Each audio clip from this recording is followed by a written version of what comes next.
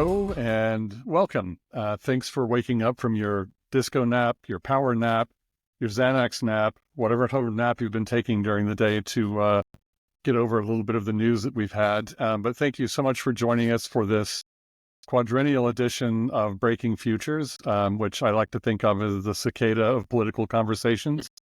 I'm Scott Smith, managing partner of Changes to Futures Lab, and I'm coming to you from Barcelona. About 4 years ago this week, I was sitting in my living room in another country, watching the last leg of the 2020 U.S. presidential election unfold. We'd been through 4 years of Trump and all that entailed, and thinking about all that we'd been through, much of it unprecedented, it was worth wondering where we'd go next. Would an aging Joe Biden and a young, energetic Senator Kamala Harris persuade enough Americans to change course? Would we, see lasting scars from institutional turbulence under Trump? And we were still 60 days out from the January 6th insurrection at that point. So we didn't know what we didn't know. But I did what any reasonable futurist would do, and I called people who are smarter to find out what they were thinking. And then I thought, well, why should I keep this to myself? So Breaking Futures was born from that little moment. We got a digital barn and put on a show. And I was joined by the aforementioned smart people who are here with me again today. And we spent an hour and change talking about what we thought the next 4 years might hold. We had a fun time, I think. I believe we ended with a discussion of feral howls, not the actor, but the scream, and some alternative forms of governance. And I encourage you to go to the website and take a look at the video from 2 years ago if you haven't seen it. Flash forward 4 years, and I'm in Adelaide, Australia, as you do. And sitting next door to me in the office was one of the panelists from that session and this session, Jake Dunagan. And together we watched as the Biden candidacy came to a sudden end and the Harris interregnum was born. By the time we got back to the U.S., a whole lot had changed. The momentum was shifting. And on the way out, we decided that we should get the band back together and do this all over again, whatever the result. 2 seconds. Nobody will try to explain this right now or sort of tie everything up in a neat bow, but I value the minds that we have here, and hopefully you do as well. So folks are still a little bit tender from this afternoon, so we'll proceed carefully. So brief introductions. The aforementioned Jake Dunagan, Dr. Jake Dunagan, futurist, design futurist extraordinaire, director of governance futures lab at the Institute for the Future, and Austinite for the moment, is with us. There he is, Dr. Malka Older, author, academic, humanitarian aid worker, and the newly minted executive director of Global Voices. She's a fellow nomad, speculative fiction writer, on top of everything else, with long titles to her name, such as Mimicking of Known Successes and The Imposition of Unnecessary Obstacles, both of which sound like parts of Project 2025 now that I think about it. I mean that in a nice way. Yeah. I mean that in a nice way. And of course, Christopher Brown, author of such prescient novels now as Tropic of Kansas, Rule of Capture and Failed State, and more recently the nonfiction work Natural History of Empty Lots. He also writes the fantastic weekend newsletter Field Notes, Observations from the Edgelands, which I recommend highly. And he's a lawyer for his sins, and also an Austinite for his good works. So I've eaten up some time and want to dive right in. And we'll just make the best of the time we can together. So let's break this future before somebody else gets to it first. Jake, when you were in Adelaide with me, you said that you hadn't seen a time when the cone of possibility was opened up so widely for any possible future. And weirdly, I heard that sentiment echoed this morning by Chris Hayes, the pundit from MSNBC, and probably in an equally ambiguous way. So this is a question for all of you. Now that the cone of the future is yawning before us, let's start at the near end. What did we learn in the last 24 hours that we didn't previously see clearly? I can throw that to you, Jake, since I invoked your name several times already, but I'm happy for anybody to take this. Yeah. Thank you. It's nice to be here. I'll put it that way, with you all. I don't know about the big here, but the little here. It's great to be having this conversation. to process in real time together what this means. And where we're futurists, we think about the future, the long-term future, and to see it thrown open in different ways than maybe we expected, maybe not, but certainly impactful. So yeah, I think about the cone of possibility, yawing open to almost a straight line at some point. Everything became possible. I think in this case, we had a moment of bifurcation. There were two major nodes that it could have gone, right? And it went one way. And so I'm, in a sense, mourning for those futures that were killed or murdered that I wanted to see, just frankly. Certain kinds of futures that aren't going to happen now. They aren't. They're dead. And I'm trying to process that. I think we all need to. That cone of possibility may be wide and open, but it's in a different direction. The one we thought it might be is gone. And, I think it just, we have to own up to that. That's it. It's over. Every future from this moment forward has happened. This election has happened in every possible future that we will exist in right now. So that is our new cone of possibility forward. And so it foreclosed or killed, a large number of possibilities. I don't want to be like, the way this sounds so trite, but it opens up different ones. And I mean that in a fundamental way. We were heading toward catastrophe, I think, in a slow motion way. Like the capitalist society was not going to survive as business as usual. And yet we saw that we needed a transformation, a revolution, and yet nobody was really willing to be uncomfortable to get there. Well, that path is gone. The path of transformation by remaining comfortable is gone. It's going to get really uncomfortable.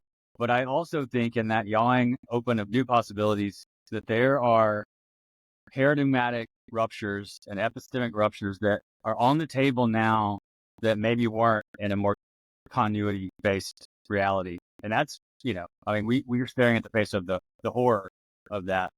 But I'm hoping in some of those fissures that maybe something that wasn't possible on that other cone may be opening now. That's where I'm putting my mind and my energy in for now. I think it's going to be bad, but there's openings.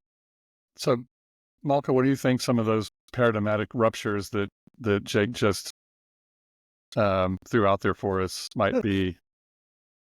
Well, first, I want to say what I should have said earlier and in the green room if I hadn't come in late and flustered because I used the wrong link. But it's really nice to see all of you. It's good to see your faces on this day. And one of the things that has been really helpful for me today has been people reaching out to ask if I'm okay, and also me reaching out to people to see if it's okay. And, when you ask, I'm going to go back to the original question, actually, if you don't mind first, which is, what do we know now that we didn't know? And obviously, like, a lot of painful stuff.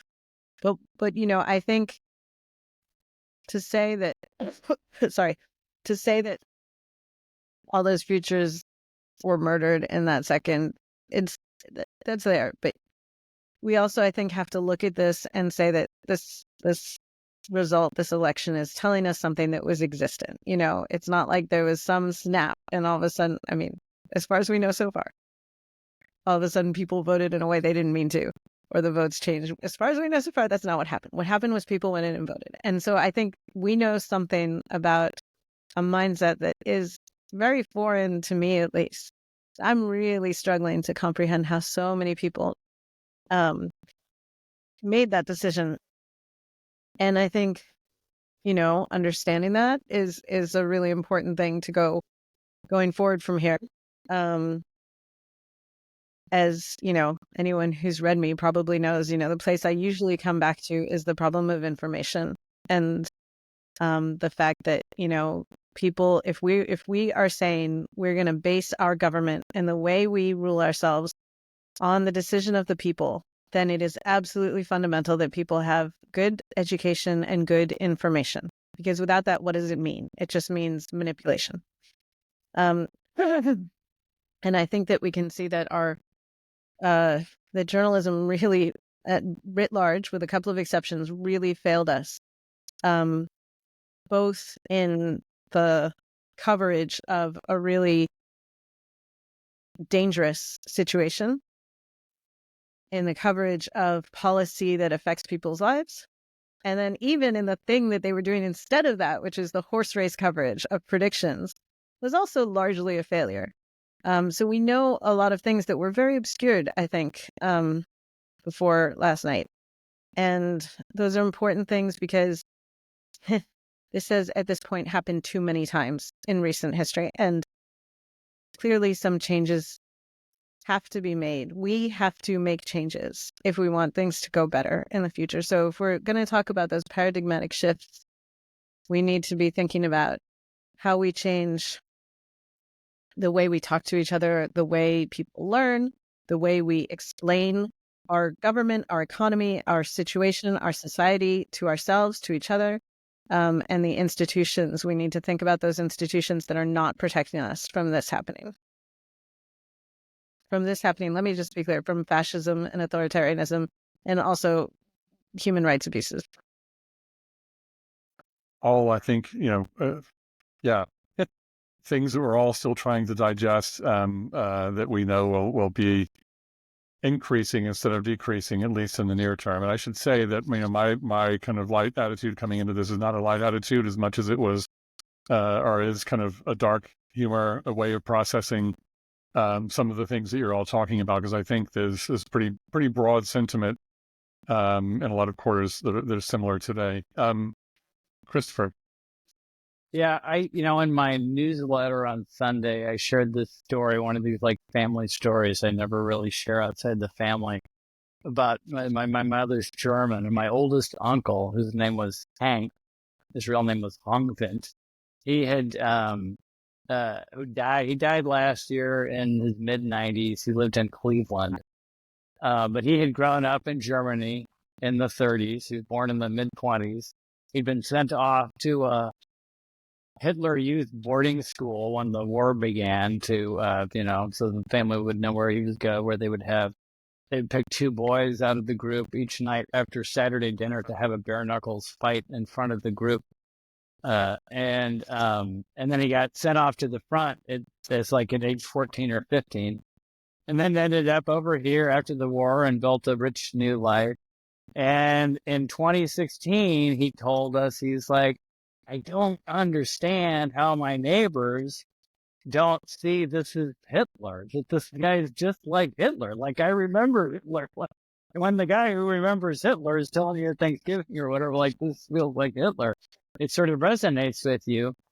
But then what I was thinking and what I shared on Sunday was, I was like, well, I wonder if Hank considered the possibility that they saw exactly those similarities and they were absolutely down for it, which I hadn't really thought about until this year, even though I kind of remember that worm turning in my head at the time and in a way more extreme, trauma of waking up 8 years ago today, right?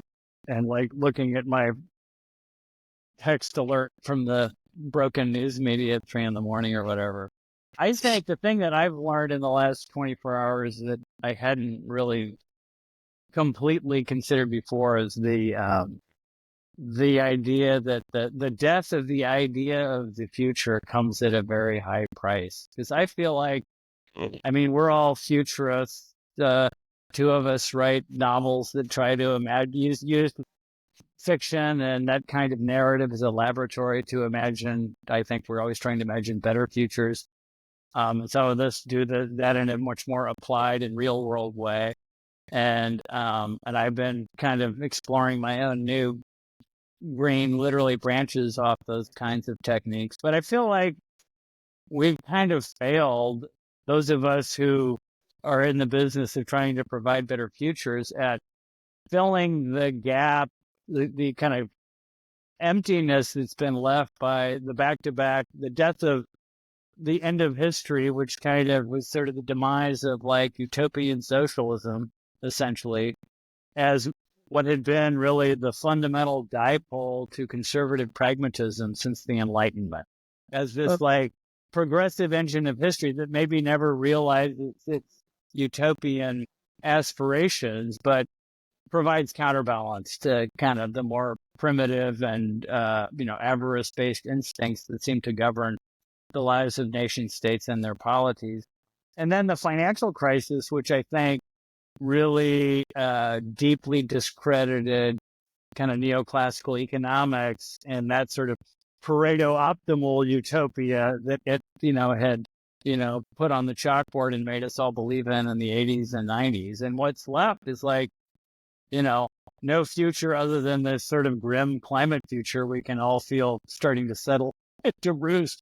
And this fear of, I think of like, competition that everybody feels in a crowded world of like, and it's just getting a lot more primitive. And so to me, thinking about futures in a fresh way and coming up with more, with more cogent and fresh ways of giving people a better tomorrow to believe in, because I don't think we've really done that. And I feel like to do that, we have to dig deeply into some of the design flaws of the deep past, of things like, the sort of design flaws of the agricultural revolution that have us all addicted to the accumulation of surplus.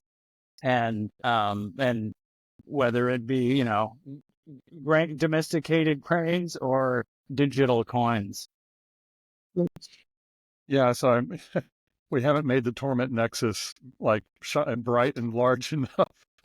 If you know that reference, I spent most of this summer attempting to write a long piece starting back in the Biden era of, talking about how, Ron Klain, his chief of staff at the time, was complaining that he just wants to keep building bridges.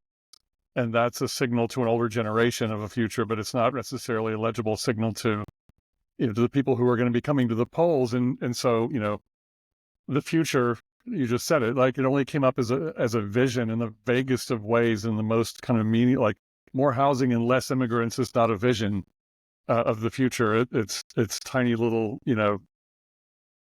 appetizers to a meal that doesn't exist. And on top of a vacuum of new political ideas. So no one was describing alternative futures in this campaign. So is it that they're not selling? They're too risky for the political, entities to actually put forward? Do we have a public that's unable to grasp futures that's described in the same way? Anybody have a feel?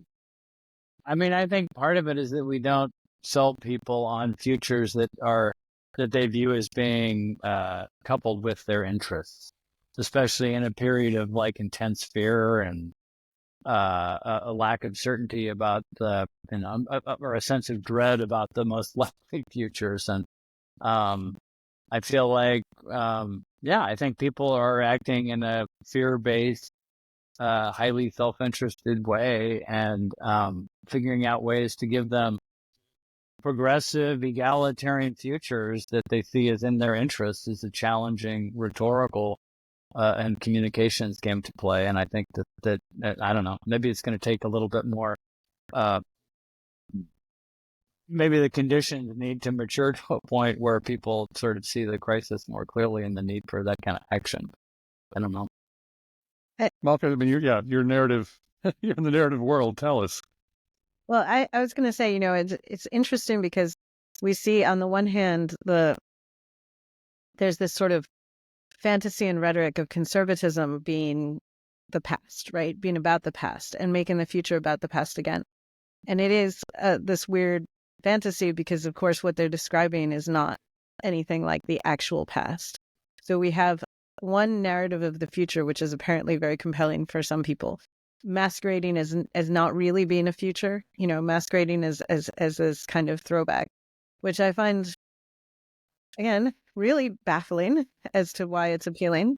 But apparently it is, and I think we all know the sort of dynamics that are generally involved in that, even if they're still kind of hard to understand. I don't know. I have a lot of trouble getting my head around that. And I think, the other problem too is, as Chris was saying, we have, along with the end of history, I would say that we have decades and decades of building up the sort of status quo in the US as the best, right? The best country in the world, the richest country in the world, the best standard of living, most of which is not true. But this idea that, oh, okay, we have democracy, we have capitalism, we have social mobility, supposedly. And so there isn't that kind of sense of what do we go to next. It becomes just that chase of like, oh, how do I incrementally make my standard of living slightly better with a bigger TV or something. I mean, I don't mean to trivialize this. I think that because certainly people who are moving from a lower stage of standard of living to a higher one, that's really huge, and that is available in ways that it isn't in some other places, although not all, right? But there's a point after that at which you just as Chris was saying, there's no enough, and it becomes obviously consumerist, blah blah blah blah blah. But the lack of not just enough goods, but also enough, the ideology of what the so-called American dream is, the bottom has just kind of fallen out of that, and yet there's nothing to replace it. There's no meaning. There's no idea of what would be better, and I think that the missing sense of there are other ways to live that are also comfortable and rewarding in various ways is really a problem. And the lack of being able to see how people live in other countries, the sometimes deliberate and sometimes just for negligence or for the impossibility of it, of really being open to other possibilities has and a lot of it I think has been deliberate by actors who would like people not to have agency in their own future and not to be looking for something outside of the rat race. And so I think that there's just a sort of the idea of the future is just better standard of living, maybe it looks a little bit more like it does on TV, and that's a problem. We need to have better, more interesting, more fulfilling futures, more collective futures that people can really grasp and understand and aspire to. Jake. Yeah, so many different angles on this. I think I remember Malka in maybe a workshop years ago, in a conversation making the point together, basically that is anybody making the case that democracy makes your life better? I mean, I think people name these things like democracy is better as if it's like by fiat, by some sort of magical incantation, it's better. Conversely, calling someone fascist used to just be the sort of thing you say that everybody gets that's bad. And I think to Chris' point, it didn't have that sort of magical hammer power to it like it used to. What does that fascist mean? So we haven't articulated or visioned just in the sense of democracy. Why is my life better with democracy? I don't think people just automatically, get that. And I think that's, as you pointed to, many of these sort of very long-term cultural, political, economic, cultural cycles, like the end of the Enlightenment and the sense of objective truth, the end of the sort of duality threat of the Soviet Union, and into that ethereal sea space, not my consumerism. I mean, just to get personal, when I was 16, the Soviet Union collapsed. And, that was obviously, as we're saying, kind of a watershed moment. And now I'm 50, this is happening. I'm 50 and the U.S. is collapsing. I wouldn't have seen that coming, from that point of view. If you asked me, 1991, 92, I don't think anyone would have said within your lifetime. It's basically, as we know it, let me put it that way, the U.S. as we know it's going to collapse. My son just turned 16. And his 16th birthday present is in a sense, U.S. democracy collapsing. But I don't want to get ahead and understand what that means for him when he's 50. There are things that could be unleashed that we can't even imagine yet, and directions that are going to happen. But I think part of it is also this, with the death of the Enlightenment kind of point of view, is what Trump did so well was naming the disillusion, which I think we're talking about. So he's screaming this sucks, and everybody's like, yeah, that's the truth. And on the other end, he's selling this sort of weird fantasy that doesn't exist either, but he's giving you a fantasy. If you're going to disillusion someone, you have to give them another illusion. I mean, I think, practically politically. And I don't think the left, at least in this cycle, did that. There was nothing as compelling, even as the fantasy world about a pure past and all those horrible, kind of things that are tied up with that mindset. It was something. It was a fantasy to latch onto. So I think you can't pull the rug out from under someone without giving them somewhere to land, even as simplistic and backward as that is. And, I think to me, that's part of the dynamic here. He's selling a fantasy while also naming the end of another fantasy. So there seems to be, on the one hand, people on television, people, on the internet, journalists, writers, thinkers, academics, etc., sort of basically trying to come out and continue to defend the case for democracy, instead of moving forward into some kind of more advanced direction of the future, we're going back and doing remedial lessons on basic civics. And as you're just describing, everybody's describing is like fewer and fewer people are listening to that. But we're, we within the kind of frame of the U.S., but also by extension, other democracies that look to it or have looked to it in the past for some sort of guidance, are then in the kind of problem of the public's view of what constitutes governance and democracy is moving somewhere else that we're not entirely sure yet. And where does that kind of point us potentially? Is it, I don't think it doesn't feel like a vibe shift. It feels much more like the start of a metamorphosis. So I'm curious to kind of what you think. And Christopher, this is your kind of territory in part, I think. When we're thinking about kind of this evolution of the idea of governance from, international down to the lot next to you. Yeah, I mean, I was Malka's comment about, I think Malka made a comment about sort of the feeling people get in the kind of contemporary democracy, and it reminded me of my thinking that part of the issue here in these elections is that people just don't feel like they live in an authentically participatory democracy, and it's sort of, to Jake's point, it's like sold as, it's like treated as like a theological edict that, this is good, this is normatively good, and like brushing your teeth is good, and without fluoride. And that you just need to go, and this is your special right that, our revolutionary forebears fought for and secured for you, and it's wrapped up in the creation myth of the country, and tied up with a history that preceded it that people aren't really buying, or people don't really know. And if they did, they might see that, well, they didn't really get as liberated as they thought, because we still live in conditions that are not as far evolved from feudalism as we might like to think. They're just like the advanced capitalist, technological-based ways of making us all work and sell our labor to generate surplus for the benefit of other more powerful people.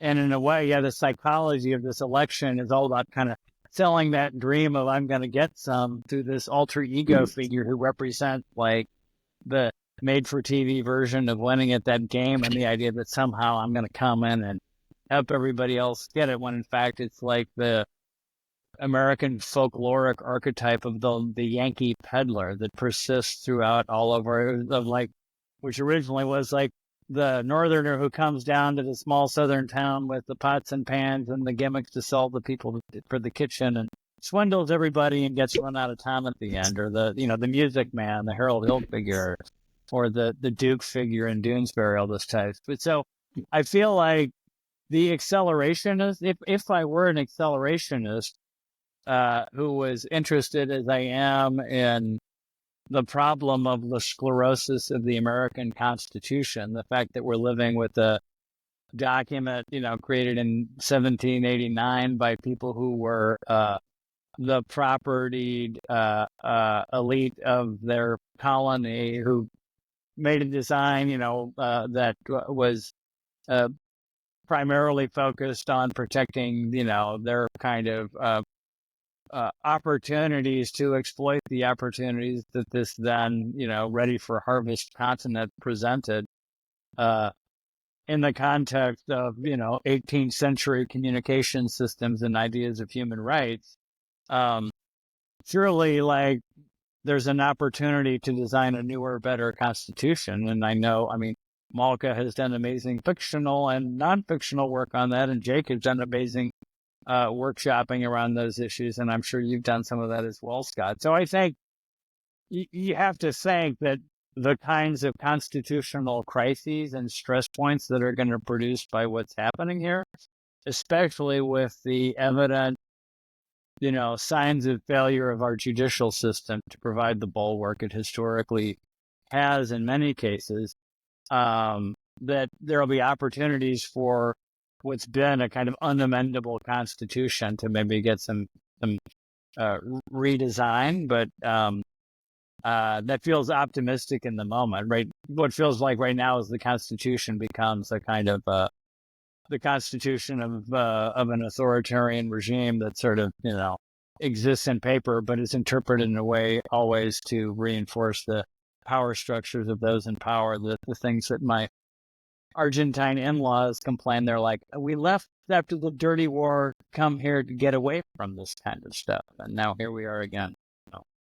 I was thinking about El Conde this morning and sort of the other kinds of governance models that have existed for decades out there in the world. Malka, you were invoked there, so I'm curious if you have any kind of thoughts on that and reflections from your own previous work around kind of the drift of constitution. Yeah, I very much agree with Chris that as we know that when people don't feel that they're in a participatory democracy, it's because they're not. I usually use the metaphor of the way we talk about democracy as it being sort of the marriage at the end of an Elizabethan play. Oh, we did it. It's done. Happy ending, all set. When, marriage takes a lot of work and has all sorts of stories within it and changes over time. And democracy also, it's not a sort of thing where it's a unitary state, whether you're either democratic or you're not. There's so many possibilities for democracy, and nothing that has been really tried in the modern world, at least, comes anywhere close to really being participatory and representative, at least on the national level. And I think we have a lot of opportunities to push that further. And it might be that the only way forward is starting on local levels and maybe sort of county, state levels, maybe. But really looking at how we can find ways to think about democracy as a process, as work, as something that people need to be. And when I say work too, let me say it needs to be a collective work in which not everyone has the same amount to put into it. Which, ideally we would have institutions to support the people who don't have the time or leisure to fully participate so that they can. But, it needs to be something that we are putting stuff into besides once every 4 years or 2 years, clicking a couple of things on an email like I did to send in my ballot, which I appreciate being able to do it easily. But as I was doing it, I thought it was going to be super fast and super easy to do my ballot. And then I got to the ballot questions. And I thought, oh, I actually have to think about these. I might have to do some research. And I was annoyed. And then I realized, actually, I wish I had to do this for the people too. I wish that I had to research these people because there was a meaningful policy difference. And I wish that there was actually like a disagreement on government in two reasonable ways that I could think about the pros and cons of two choices, or ideally more than two choices. And I wish I had, and also the thought that if I were very engaged in my community, I would not have to do research because I would know. And so there are the two ways of either, being involved on a day-to-day basis or then, cramming a bit before the actual vote. And that's, we should be involved in our communities in ways that mean it's not just a vote, in ways that means we see the issues coming up and we think about the ways to deal with them and we think about how to protect each other. And we see that there are tough choices that have to be made and legitimate differences of interest and opinion on how to deal with them. And we come up with ways to talk through those differences and figure out either compromises or back and forth, or, you lose one and we find some ways to make sure that it doesn't just wipe out your your assets and we figure out a way to make it livable. And we should be doing this work. But of course, instead we are all busy trying to earn enough to pay for ridiculous healthcare costs and ridiculous education costs and also other ridiculous things that make us feel better in this sort of problematically vapid world. And that makes it very difficult to focus on these things. But I'm not going to go and be all, the good thing about this is now we're going to organize, because I also feel like we say 16, but without saying it's the good thing about it, this is what we have to do. I mean, we have to keep making things better regardless. If the result of the election had been the other way, we would still have to keep making things better because it would still not be good enough. And so, yeah, let's keep doing that while taking breaks and taking care of each other. Absolutely. Jake, I kind of want to push that question to you, but also make it harder. I think Chris was saying, talking about kind of, the people who sort of are how we think about the Constitution and what it's actually there for. There are obviously people who will have a hall pass to the vice president's office in particular, who question the value of a Constitution, and the form that we have it, and think, well, why can't this just be a joint stock corporation or some P2P software? And I'm not talking about Elon Musk either, but some fellow travelers. And so when you're dealing now with this new dimension of people who are in power, who are, we've got multiple factions now who are interested in moving that kind of governing document and structure in radically different ways, from the originalists who aren't really originalists on one hand, all the way over to people who would like to turn it into some kind of weird crystal and quantum computing system on the other side. So how do we cope with all that? Told you it was an easy question. No, I don't even know if I'm going to get near this, but I just, kind of on the point of the Constitution, well, let me step back and say this is not an American problem. What we're going through is a global problem. And I found myself just like writing it in front of me. This is a species problem. What are we as humans? How are we going to organize ourselves to live? What are the ways of doing that? And, we're getting back to those kind of questions, I think, now in a real way. We're facing those. So how in the world do we want to live together? And what's the best way to do that? And so that question's on the table, and that's not just an American issue, but the acute earthquake of the American situation is in front of us. Also, I've also found myself stopping from saying, well, that was a 248-year experiment that failed, which maybe is okay. But also, to some of the points being made, we never really had a democracy. It's not like, oh, democracy failed. If you look back, hundreds of years of living, in certain places in the U.S. and in the American South in particular, where, we have some experience there. That's not really a democracy. We saw how that works. It's moneyed elite who will use high, concept ideas about freedom and free speech. They'll use the Constitution, the amendments, as if they were commandments, and they will invoke those to their use, but it's all functional to serve their ends. If there's a conflict between the Constitution or democracy and moneyed white power, what moneyed white power is going to take it? They don't give a shit about the Constitution. You think we're going to hear about the Emoluments Clause when Trump gets back in? Did we hear about the 14th Amendment? It doesn't matter if you don't do anything with it, if you don't enforce it. And so, we have these documents and we deify them, but when we don't use them, they don't matter. Absolutely zero. So they will be invoked when it's useful. They'll be used as a tool, and when they don't need it, it's out the door. Now, weird exotic Bitcoin governing models and CyberSyn, and those, there's the Theolites and people that are going to use AI surveillance. It's really focused when all your governing is built around consolidating power. There's a power and a focus to that. You don't care about, regulations around tensile strength on those bridges. You don't give a shit. You're like, do the people on the other side of that bridge, are they paying me off or not? Boom, that's the question. So there is a laser focus when all you care about is consolidating power. And so I would say whatever the sort of technological governing innovations that are going to happen from those in power now. Just use that lens, and you'll probably see a lot of resonance for that. Also, I think, if you want to be a good futurist, just sit down with Project 2025, open the cover and read it from front to back, and that's going to be the roadmap to what's coming. Not that everything's going to happen, but that's what we're going to. It is the torment nexus. Yeah.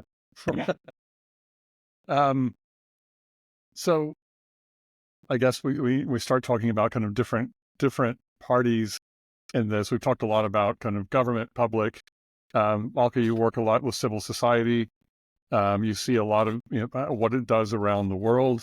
And I've been in multiple kind of WhatsApp conversations today with people who are activists and kind of talk about their communities, and they're all kind of hitting a brick wall. What can civil society do in this, or what do you think it might do? Or might we see new types of action from civil society, particularly globally, in an interconnected fashion and not just, in a kind of localized fashion? Yeah. And first, I want to say, today is going to feel like a brick wall, no matter where you are or what you're going to be able to do tomorrow and the next day or the next week. And that's okay as long as we realize that that's what's going on. But I think that there are a lot of groups and individuals out there who are already picking up the pieces and looking forward to what they can do. And echoing Jake, this is not a U.S. problem.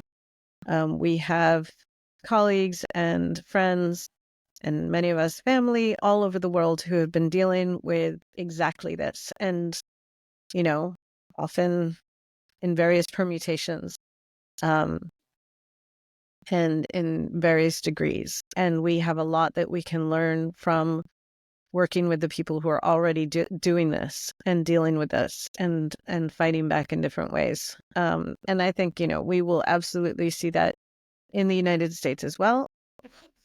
I think we will also see the solidarity reaching across the borders, I hope, because borders are bullshit.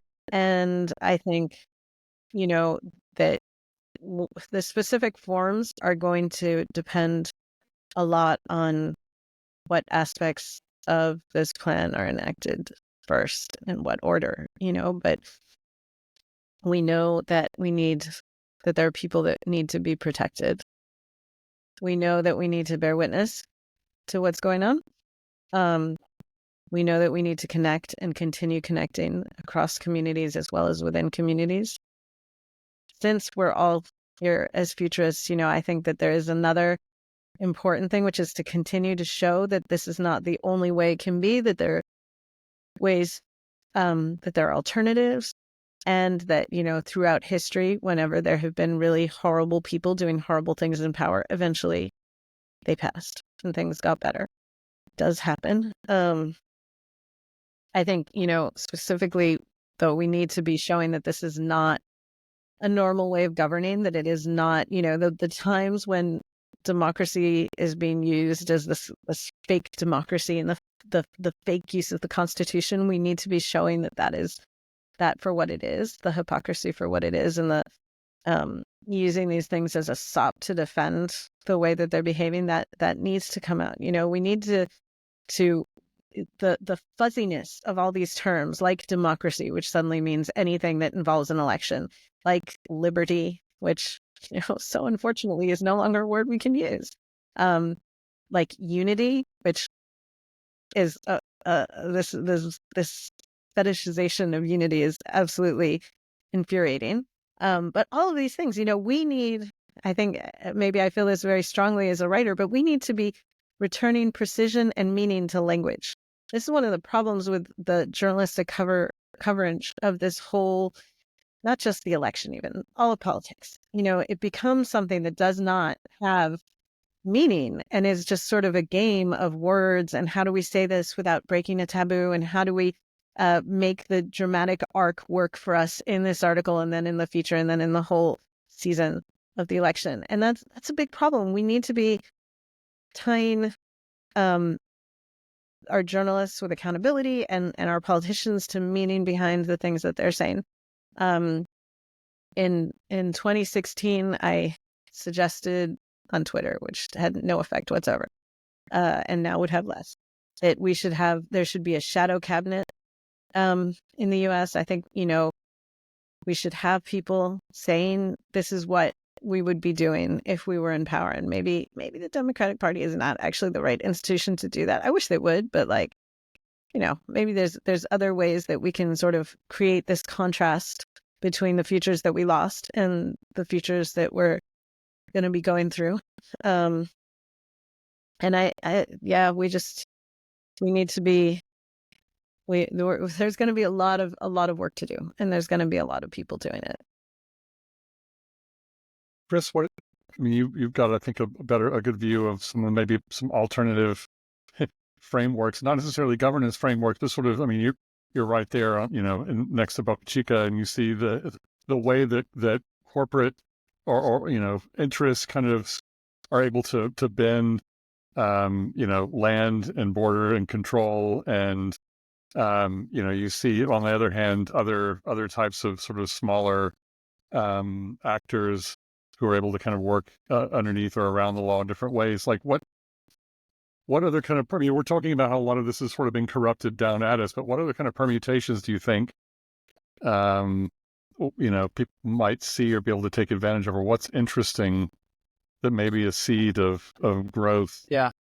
There are a lot of nuggets of it. I think we've touched on here in different ways, but just to your prompt, yeah. Like last year, speaking about being near Boca Chica, last year for July 4th, my extended family and I went to South Padre Island for the week, which is this, spring break vacation destination of kind of crummy old hotels turned into Airbnbs on the beach. And it was just so intensely dystopian, at the same time that it was like a fun family week at the beach with like 4 generations. So it's like, go figure. And I'm like out there with the cute kids, my adorable 5-year-old, and the little cousins, and my 80-something-year-old mom, war refugee mom, and everybody's gallivanting on the beach. And then I realized that there's like a ship offshore pumping like bilge sand from the bottom of the Brownsville ship channel to kind of like replenish some sense of beach, and that the water was like as warm. The coastal waters of the Gulf were like literally as warm as like the baths we would run for our daughter after she got out. And that there was this tethered aerostat radar system, a border blimp, just like right there above the beach, like in kind of everybody's plain view. It's just like pointed south with its, 9 eyes of, maximum surveillance, monitoring the low flying aircraft zone and the people on foot. And then on the horizon line, there's like the gantries of Spaceport Boca Chica, whatever, with these like, you couldn't have made this up 20 years ago, corporate colonization project. And when you go to the little lighthouse in town, they hand out these brochures that tell you they give you like 101 things to do while you're there. And one is to go check out the wetland behind the HEB grocery store. And then you go and check out the wetland, and it's just like a desert full of all these local dudes ATVing. It's just like warriors of the, like a Mad Max cosplay. And it was like a little vignette of like America 2023 at the planet 2023. And just in an almost self-parodic way that was like, both hilarious and totally depressing. I feel like in moments like these, so there really are like, to me, lots of ways to grab onto hope and to grab onto fresh ways of thinking when you see this kind of crisis. And it's like, okay, how do we like leverage this into an opportunity for real, meaningful change, which, even saying that feels like, platitudinous bunch of crap because we've been saying it our whole adult lives. And I'm working into my 6th decade of it here, but here we go. I feel like we need to reinvigorate people's sense of community in a way that breaks down the fundamental flaw that I think all of our discussions about community and political economy and fellowship suffer from, which is this intrinsic anthropocentrism that runs through all of it. Even to Malka's point about the word unity is not an inclusive one because it's about human unity, right? It's about us as the kind of apex predators, exercisers of dominion over the planet. And I think if we could start getting people to think in this moment when I think everybody, no matter their politics, feels some sense of how the world has changed, things that are evidenced by, one of these major news things that came out in the last month while we were all kind of preoccupied with the elections was the World Wildlife Fund's 2024 update of its Living Planet report, which they've been doing for a while, which is an effort to measure biodiversity loss since 1970.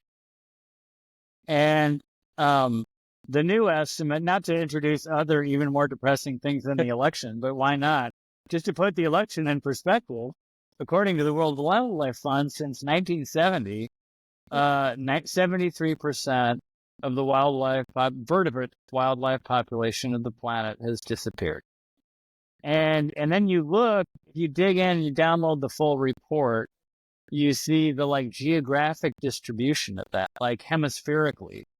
And so in our hemisphere, those of us who are here in the Americas, it's something like 94, 95% loss in Latin America and the Caribbean, and more the mid-20s in North America in that, 5-decade period, which, they don't articulate any causal connections there. When you know which way the supply chain goes, you can kind of, read between the lines. And all the press coverage of this time around was all focused on skeptics about oh, why, how are these numbers wrong or fallible, instead of what are the ranges? It might only be 50% loss. It's as if that would be reassuring, right? And so a long-winded way of getting around to saying, there are global crises going on that we all do have a stake in. And I think if we can start doing a better job of getting people focused on things like the natural world in which they live in, not just the kind of immediate human condition of relative privilege that they live in, that that maybe there'd be hope for developing a more inclusive idea of community that I think would start, once people started turning around to it, causing a reckoning with all these other issues, like the failure of our legal system to recognize any sort of rights or personhood of these other modes of life, and just in our economic systems and otherwise. But by the same token, I feel like for that to happen, it takes something like a religious awakening, and so to bring this to a point, I just focus on local backyard neighborhood environmental activism and reinvigorating local communities. And that's a very rewarding thing, even as you also see when you're going to protect some, wild urban space from redevelopment with a bunch of, new offices for Bitcoin bros or whatever. You see how rigged the local political system is, even more so than the national one.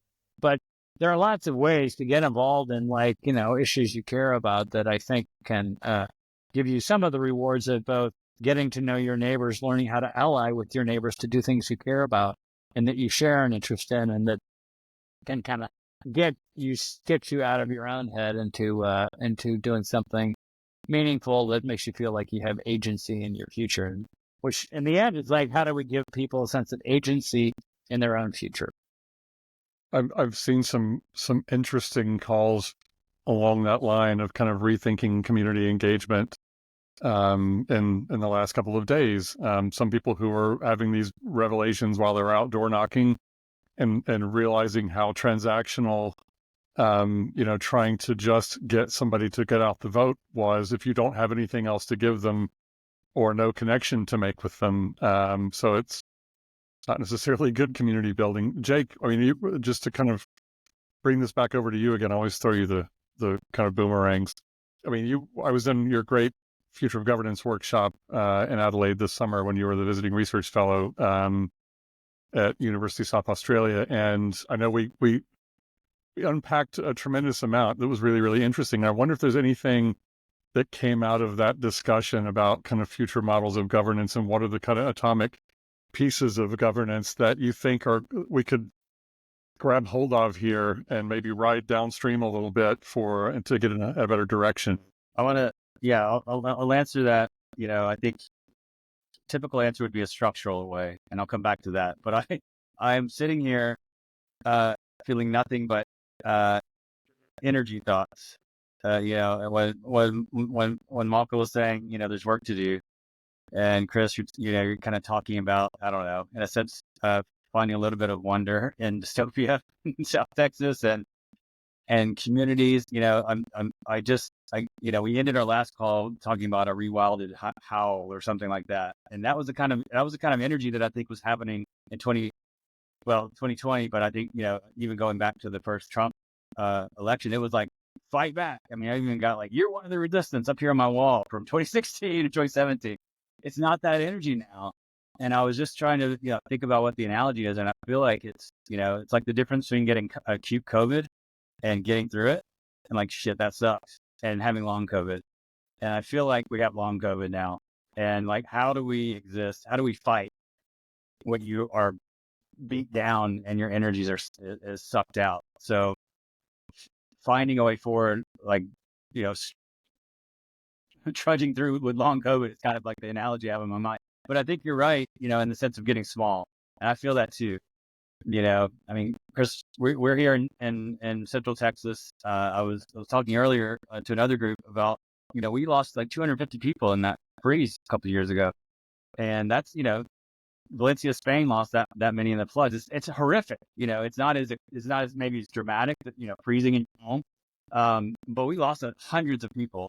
And, I got to know my neighbors a little bit more. I mean, I moved here during COVID, so it was the feeling like we need each other was very strong and getting very small. And I kind of feel like, in a way, with the big superstructures being so powerful, overwhelming, they're also brittle, by the way, even though they look strong, they're very brittle. But getting really local and getting very small is going to be important. Now, sorry, I keep going to these little side things because I think they're important. And imagine, the relationships that we need together, and imagine the divisiveness now with difference, the bigotry, the immigrants, the fear. Men and women have never been further apart politically.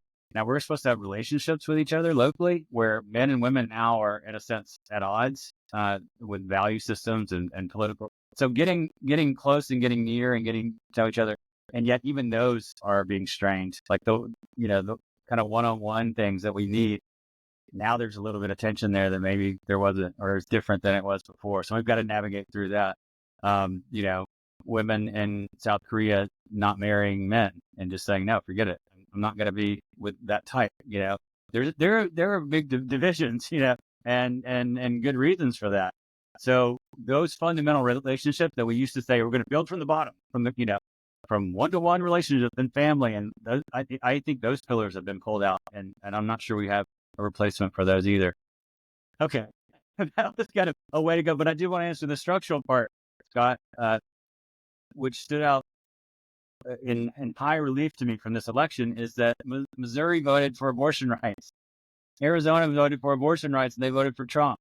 The issue versus character that's running in this reality show are not tied together. In many cases, very divergent. So can we create structures where we're voting on issues? We don't have a progressive party of the wing of, the Democratic Party doesn't really represent that. But the issues, if you just voted on issues, this whole tapestry would look really different. And so can we, begin to think about structural ways at whatever level to disambiguate personalities and parties and those kind of identity things from the issues that we actually care about? Because we would look very different if we're actually voting on what we want versus a sort of figurehead thing. I had so many other questions, 2 more pages of questions that I'd love to get to. Maybe we can figure out alternative models of carrying on this conversation that don't have to come after incredibly ambiguous and disconcerting elections. So maybe we can promise each other that we'll do this again, but in other circumstances. But I also know that we've kind of been on the air for an hour. It's getting late on the European side. But I'm taking up your valuable time of rest and recovery and regeneration. But I really want to thank the three of you for being willing to come back, do this again. I think, Jake, you were, kind of popped your head in my office and said, hey, let's do it again in November. So I'm really happy that you were willing to field my oblique questions and still turn them around into something coherent. So thank you all three. And hopefully I'll see each of you somewhere in the real world, real for values of real, quite soon. I do want to make sure that if you've been out there listening or watching the recording, that you will definitely want to know more about what these brilliant people think. They fortunately write it down, and we still right now have bookstores in some libraries. So feel free to go out and get yourself some copies of these great works. Chris's newest book, Natural History of Empty Lots, I haven't gotten to yet. It's under my stack, but I think that's going to be my kind of end-of-year read to help cleanse the brain and the system. Also, Tropic Kansas, Rule of Capture, Failed State, which, kind of take you down alternative versions of where we shouldn't head, but might still. You can find out more about that at christopherbrown.com. And if I can get us to the next one. Yes. Malka keeps cranking out books like a machine. I think you've got Mimic of No Successes and Imposition of Unnecessary Obstacles is the latest one, correct? Mm, yeah. And then the third one, Potency of Ungovernable Impulses, perfect title, is what, coming up in 2025? In June, yes. That's a promise. We're locked in. I mean, that's in my edits, so. Fantastic. And then, of course, the Infomocracy trilogy that came out a few years ago as well, looking at sort of different intersections of networks and democracy and information. Always a pleasure to spend time with the three of you. And if you've got any kind of feedback, please do send it to us. And hopefully we will see you in another one of these sessions on another platform soon. So take care. Bye-bye. All right. Thank you.